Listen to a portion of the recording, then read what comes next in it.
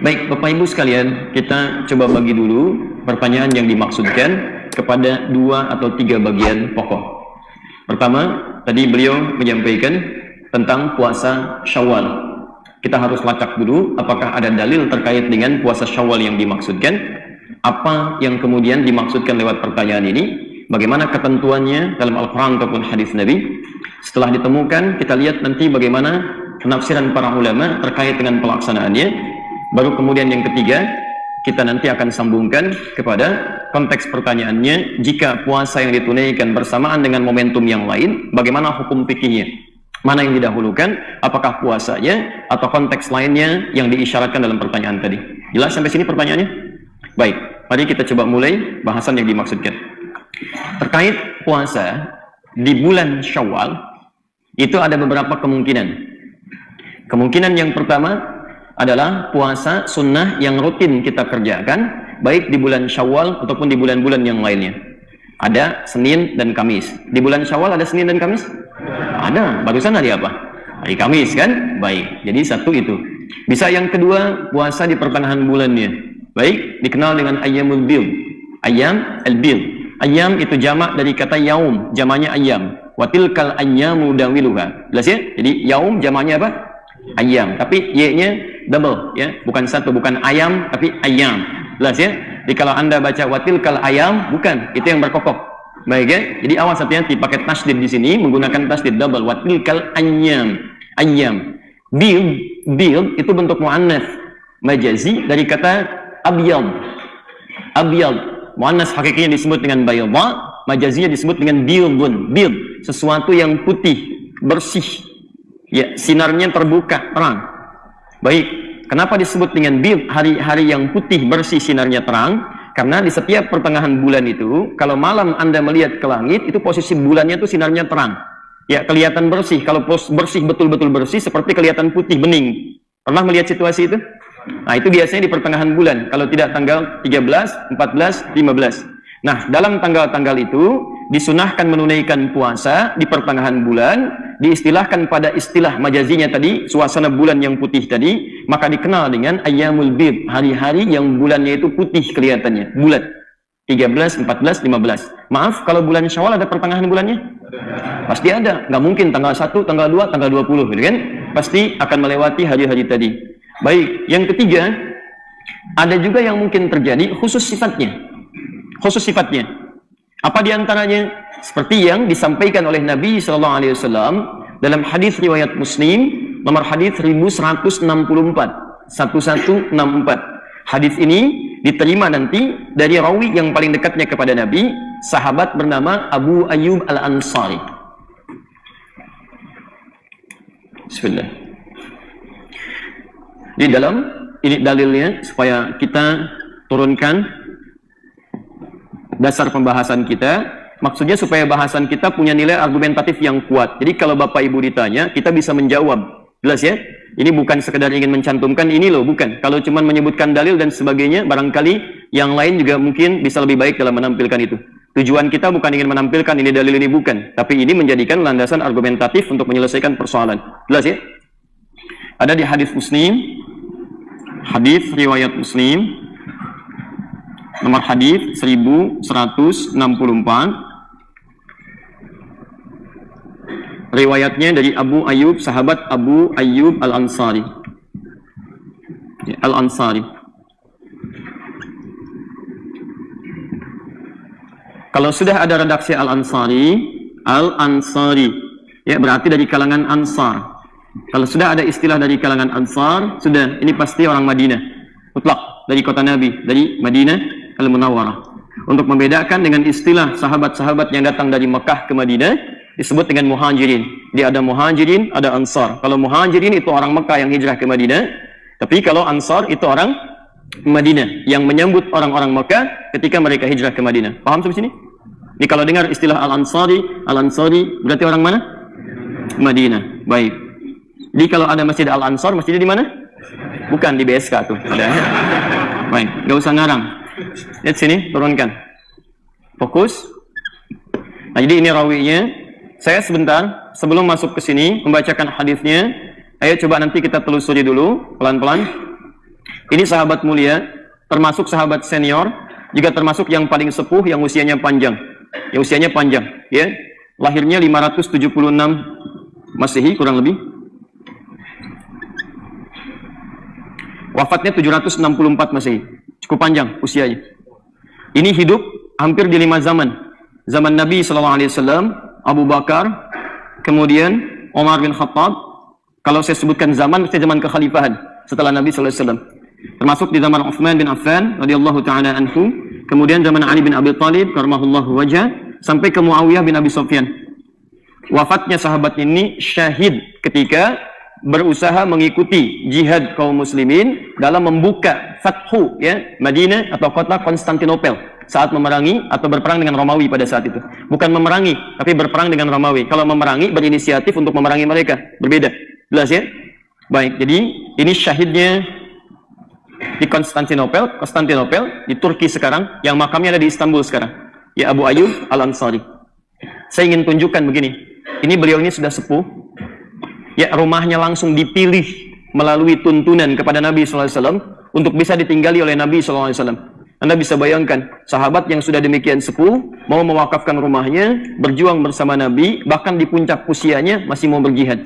Sahabat Nabi, dekat dengan Nabi, khidmatnya kepada Nabi luar biasa, bahkan dengan istrinya masih melayani Nabi, kebutuhan-kebutuhan Nabi, di rumah yang beliau wakafkan untuk Nabi tinggal, kemudian masih mampu untuk menegakkan Islam, sambil berjihad, sambil belajar, plus masih bisa mendapatkan ilmu dari Nabi. Bisa kebayang nggak?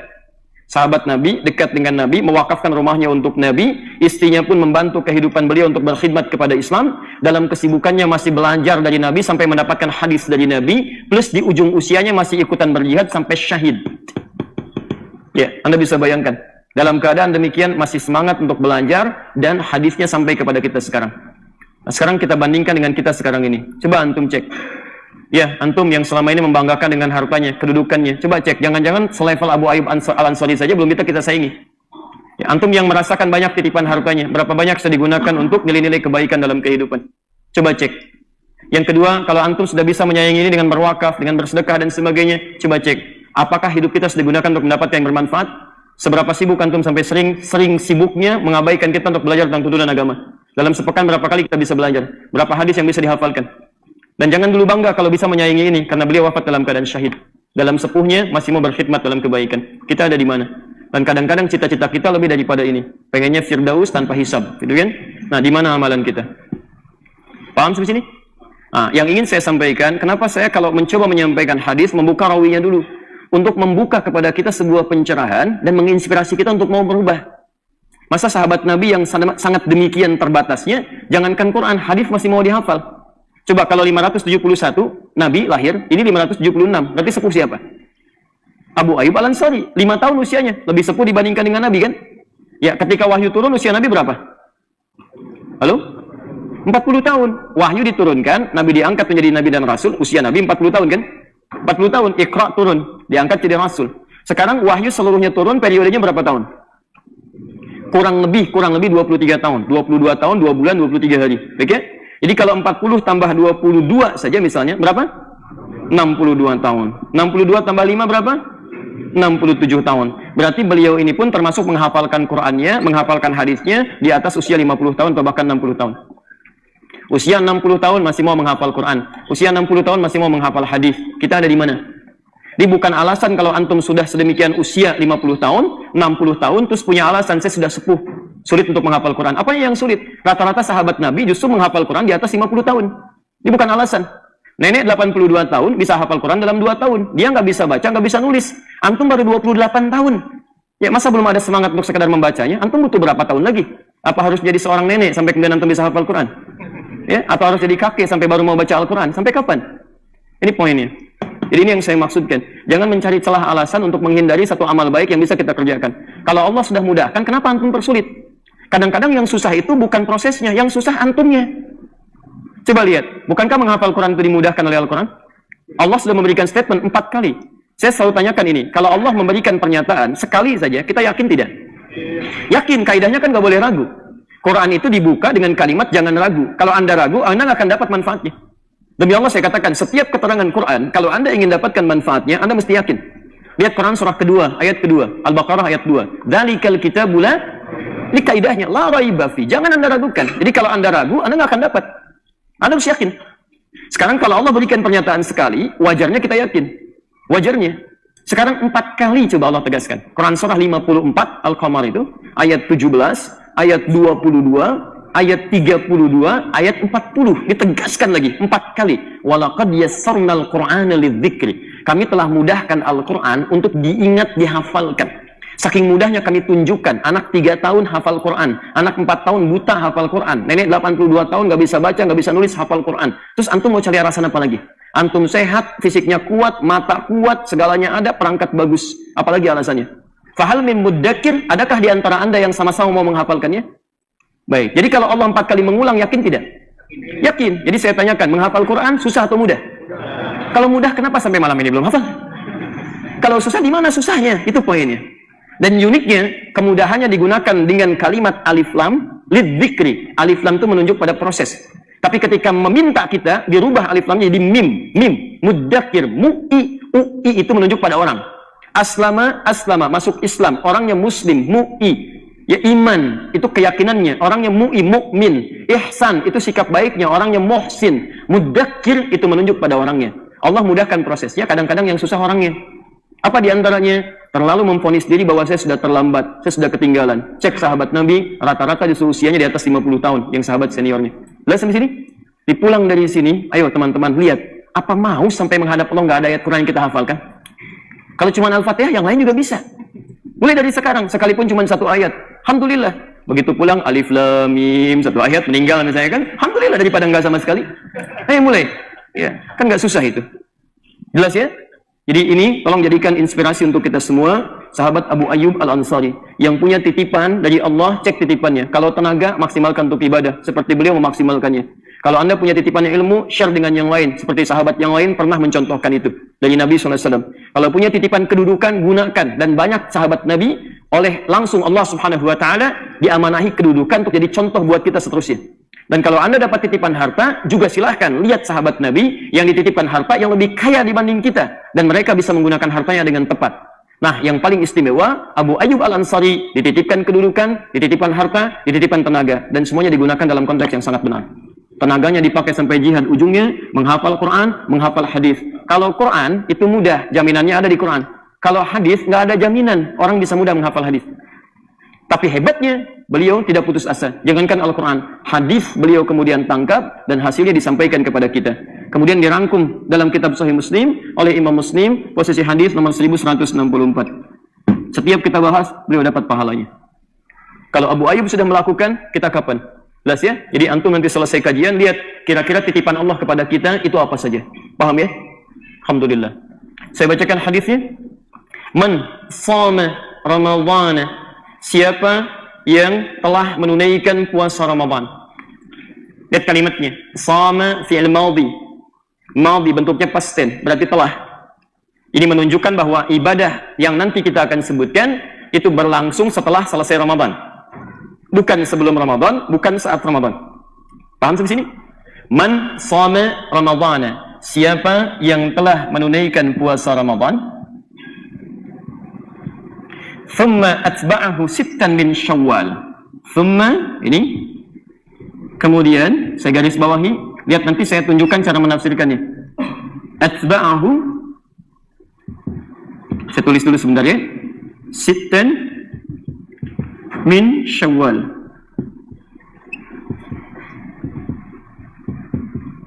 Ini. Kemudian, ia melanjutkannya, meneruskannya. Bisa diartikan mengikutkan pada puasa setelah Ramadan itu. Bahasa paling enaknya, kemudian ia meneruskan atau melanjutkan setelah selesai Ramadan itu. Sittan, 6 hari. Min Syawal, di bulan Syawal, atau dari bulan Syawal. Singkatnya, ada puasa sunnah di bulan Syawal, selain yang Senin Kamis, selain Ayyamul Bid, ada puasa khusus yang hanya berlaku di bulan Syawal. Jumlahnya lewat hadis ini yaitu 6 hari. Sittan min Syawal, 6 hari dari bulan Syawal. Sampai sini paham? Jadi setelah kita temukan di sini jenis puasanya, di puasanya namanya apa? Bukan, nggak ada namanya dari Nabi. Antum nggak usah ngarang. Kalau tidak tahu katakan. Baik. Pelajaran mengarang cuma di bahasa Indonesia. Awas. Antum baru selesai puasa sudah ngarang. Oh, hati-hati. Baik. Jadi apa nama puasanya? Nggak ada nama puasa wallahu alam. Yang ada puasa Senin, puasa Kamis, puasa Ramadan dan sebagainya. Nah, nama puasanya kata Nabi puasa 6 hari di bulan Syawal. Jelas ya? Baik. Kalau disebutkan puasa Syawal, nanti kita akan lihat umumnya yang dimaksudkan adalah puasa yang ini. Jelas ya? Jadi ini penamaan ulama kalau disebutkan puasa Syawal itu artinya yang dimaksud yang ini. Bukan yang Senin, bukan yang Kamis, bukan yang Ayyamul Bid, tapi yang 6 hari di bulan Syawal. Teruskan dulu hadisnya. Kana yasumud dahra kullahu. Ada redaksi ka'annama yasumud dahra, ada kata ka'annama, ada kata kana. Kana yasumu ad-dahra. Ya. Kullahu. Saya berikan kurung karena ada redaksi menggunakan sampai sini, ada redaksi menggunakan kata ini sebagai taukid.